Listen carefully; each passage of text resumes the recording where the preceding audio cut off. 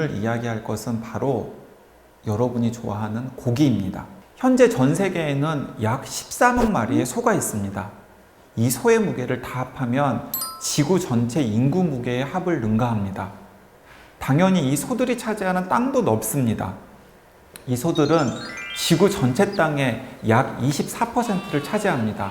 더 나아가 이런 소들은 양, 닭, 돼지와 함께 지구에서 생산되는 곡물의 3분의 1을 먹어치웁니다. 이러니 문제가 생기지 않을 수 없습니다. 소에게 먹이는 곡물을 재배, 수확, 이동하는 과정에서 많은 석유가 쓰입니다. 미국에서 사료로 기른 1kg의 쇠고기를 생산하는데 8리터의 석유가 필요합니다. 보통 미국의 4인 가족이 연간 500kg의 쇠고기를 소비하니까 이들은 연간 4,000리터의 석유를 입에다 넣는 셈입니다. 소는 말 그대로 기름입니다. 쇠고기를 통해 낭비되는 석유는 실제로 이보다 훨씬 더 많습니다. 곡물을 먹여서 생산된 소를 도축해서 얻은 고기는 끊임없이 이동을 하면서 또 석유를 낭비합니다. 미국 본토에서 멀리 떨어진 하와이에서 쇠고기가 생산될 때부터 소비될 때까지의 과정을 살펴보면 이런 사실을 잘 알 수 있습니다. 하와이는 해마다 약 42,000마리의 소를 배에 태워서 3,500km 떨어진 미국 캘리포니아주로 보냅니다. 이렇게 캘리포니아주로 보낸 소는 포장된 고기로 다시 하와이로 돌아옵니다. 하와이의 대형 마트에서 판매하는 쇠고기는 최소한 7,000km를 이동한 셈입니다. 물론 이 과정에서도 석유가 소비됩니다. 온실가스가 가져온 지구온난화를 염두에 둔다면 석탄, 석유와 같은 화석연료는 앞으로 심각한 규제 대상이 될지 모릅니다. 쇠고기를 생산 운반할 때 쓰이는 석유 역시 마찬가지입니다. 또 있습니다. 소는 또 다른 방법으로 온실가스를 배출합니다. 알다시피 온실가스는 이산화탄소, 메탄 등을 한꺼번에 일컫는 말입니다. 특히 메탄가스는 이산화탄소보다 열을 붙드는 능력이 20배나 더 큽니다. 이산화탄소보다 적은 양이 방출되더라도 메탄의 온실가스로서의 영향은 단기적으로는 훨씬 더 큽니다. 바로 소가 이 메탄을 방출합니다. 소는 원래 먹이를 삼켜서 커다란 위에 보관한 다음에 나중에 차분하게 소화를 시킵니다. 소는 미생물의 도움으로 먹이를 분해하는데 이 과정에서 메탄가스가 발생합니다. 소는 트림을 하면서 메탄을 공기 중으로 내뿜습니다. 보통 소 한 마리가 하루에 트림을 통해서 280리터의 메탄가스를 공기 중으로 내뿜습니다. 이렇게 전 세계 약 13억 마리의 소가 트림으로 내뿜는 메탄가스의 양은 연간 약 1억 톤. 지구온난화를 일으키는 온실가스 중에서 메탄이 차지하는 비중은 약 15% 정도입니다. 이 중 5분의 1 정도를 바로 소가 내뿜고 있습니다.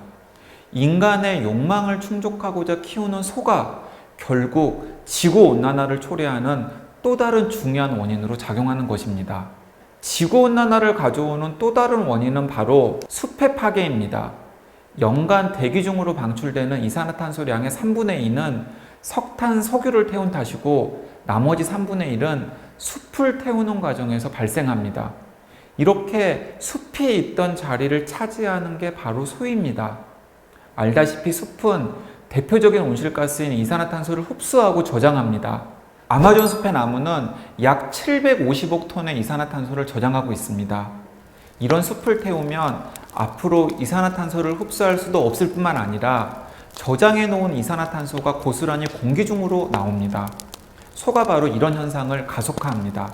1960년대 이래 중앙아메리카의 숲의 25% 이상이 이렇게 소 때문에 파괴되었습니다. 더구나 이렇게 숲을 파괴하고 소를 키우기 시작하면 결국 그 땅은 지력을 잃은 죽음의 땅, 즉 사막이 됩니다.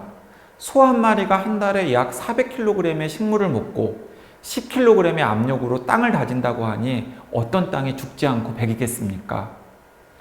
저녁 식사 한 끼를 쇠고기 스테이크로 해결하려면 5제곱미터, 약 1.5평의 숲을 파괴해야 합니다. 식당에서 쇠고기 스테이크를 먹을 때 내 입으로 1평 반의 숲 일부도 같이 들어간다고 생각한다면, 또 그렇게 파괴된 숲이 결국은 사막으로 변한다는 걸 염두에 둔다면 한 끼 식사가 전혀 다른 의미로 보일 것입니다. 쇠고기, 돼지고기, 닭고기를 먹기 위해서 가축을 기르는데 매년 배출되는 온실가스는 지구 전체 배출량의 15%를 차지합니다.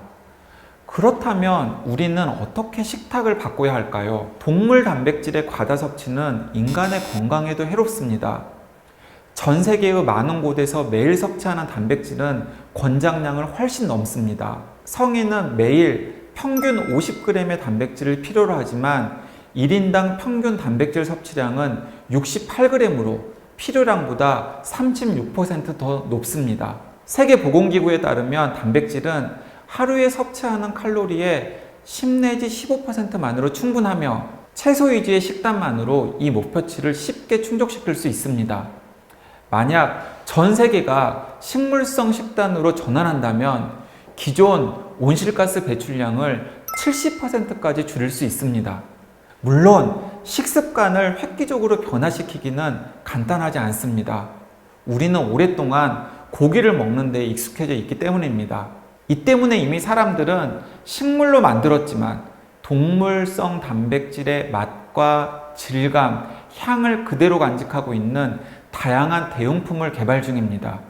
비욘드 미트, 임파서블 푸드 같은 회사는 이런 변화를 적극적으로 주도해서 고통 없고 즐거운 방법으로 단백질을 대체하는 것을 가능하게 하고 있습니다.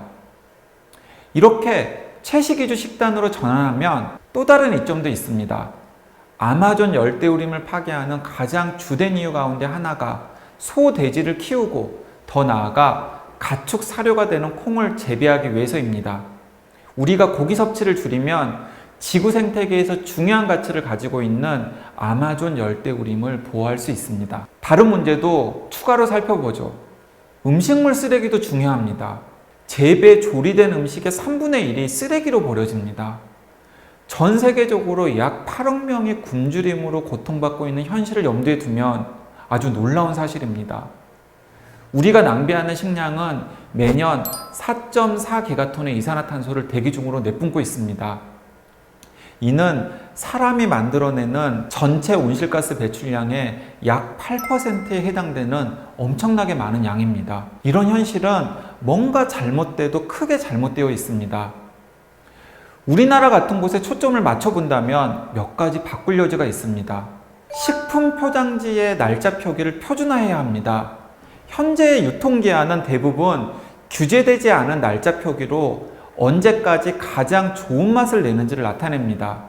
이런 표시는 안전에 초점을 맞춘 것이 아니기 때문에 소비자 입장에서는 더 이상 안전하지 않은 최종 소비 날짜로 혼동할 수가 있습니다.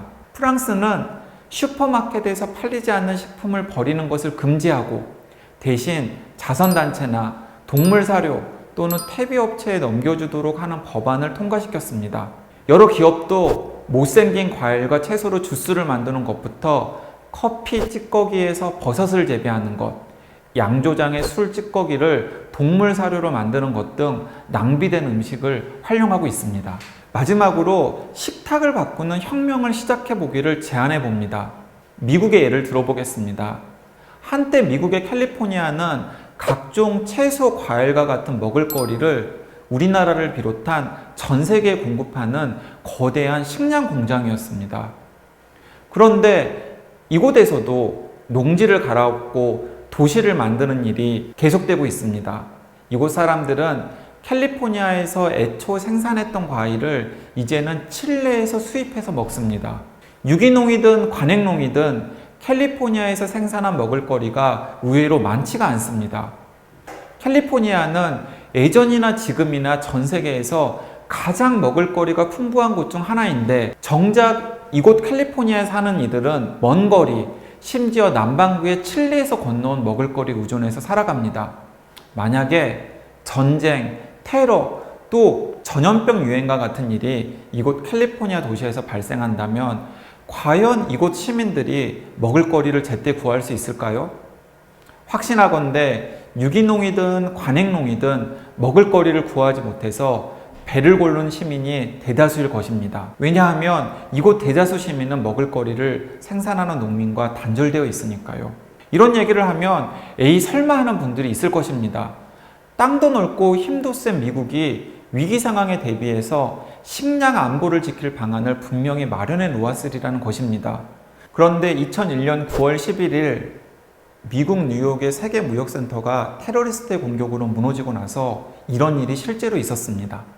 세계 경제의 중심 뉴욕에서 먹을거리를 구하지 못하는 일이 생긴 것입니다. 사실 뉴욕 또 그 인근은 미국에서 손에 꼽히는 비옥한 농토와 해산물이 풍부한 바다가 있습니다. 그런데 테러가 발생하니 정작 뉴욕 시민은 먹을거리를 구하지 못하는 상황에 처했습니다. 왜냐하면 뉴욕 시민 역시 각종 매장에서 먼 거리를 이동한 먹을거리를 소비하기만 했을 뿐이었습니다. 미국에서 이런 어처구니 없는 일이 생긴 이유가 무엇일까요?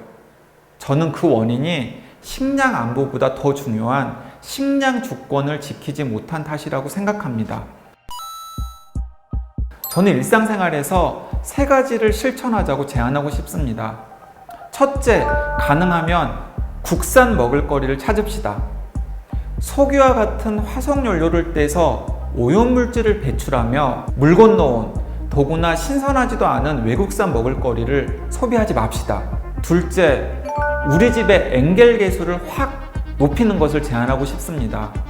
경제학자들은 흔히 소득이 낮을수록 엔겔 계수가 높다고 얘기합니다. 그런데 이게 과연 맞는 얘기일까요? 인터넷, 휴대전화 같은 통신비나 겉모습을 치장하는 데 들어가는 돈보다 바로 나와 가족의 피와 살이 되는 먹을거리에 정당한 대가를 지불하는 게 훨씬 더 바람직한 모습 아닐까요?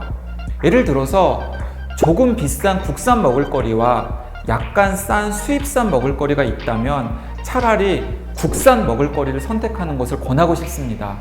한살림이나 아이콕 같은 생활협동조합에 가입해서 매장을 이용하면 어떨 때는 값이 좀 비싼 먹을거리를 먹어야 하지만 더 안전할 뿐만 아니라 지역의 농토에서 땀 흘려 일하는 농민과 연대도 할 수 있습니다.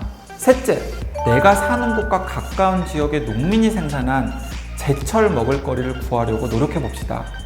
생활협동조합에 가입해서 매장을 이용하는 시민들이 갈수록 늘어나고 있습니다. 심지어 어떤 시민들은 도시의 텃밭에서 직접 먹을거리를 길러서 먹는 경우도 늘어나고 있습니다. 자, 이런 실천들이 하나씩 쌓인다면 우리의 식탁을 바꿀 수 있고 더 나아가서 지구온난화로부터 지구를 구할 수 있습니다.